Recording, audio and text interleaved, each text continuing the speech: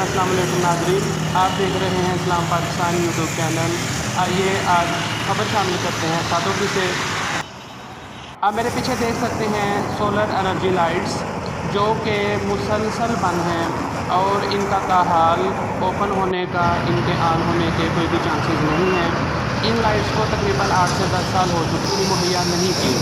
तो इस हवाले से ये रोशनियाँ, ये लाइट्स एक दिन भी नहीं चली और इसकी वजूहत बहुत सी हैं, जिसमें मुकामे बाला की नाअहली शामिल हो सकती है और इसके मुकम्मल तौर पे प्रॉपर इसकी हिफाजत ना होना, ये भी इसमें शामिल है।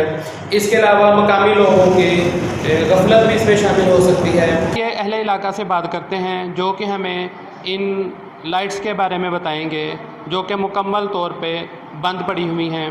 आइए जानते हैं कि ये लाइट्स जीटी रोड के सेंटर में लगी हुई ये लाइट्स कब से बंद हैं और इनकी मेन वजूहात क्या हैं, ये क्यों बंद हैं, क्या इसमें नाअहली शामिल है या इसमें अहले इलाका की गफलत भी शामिल है। तो आइए अहले इलाका से बात करते हैं।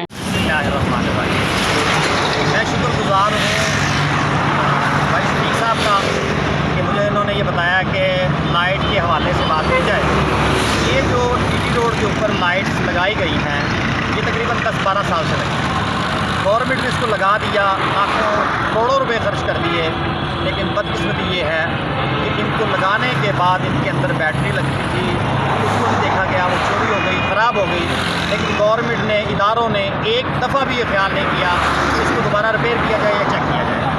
और आज मेरे साथ जो भाई शफीक साहब बात कर रहे हैं और इंतज़ामिया दोस्त मोहल्लेदार बात कर रहे हैं, मैं इस बात पर खुशी का इजहार करता हूँ कि उन्होंने ये इरादा बनाया कि हम खुद इन लाइट्स को चलाएँगे। इन साथियों का, इन दोस्तों का ये काम करना, ये कोशिश करना इस इलाके के लिए बहुत अच्छा है। और वो लोग वैसे भी बहुत अच्छे होते हैं जो अंधेरों में रोशनियों की कोशिश करते हैं। मैं उनको अपनी तरफ से सलाम पेश करता हूँ।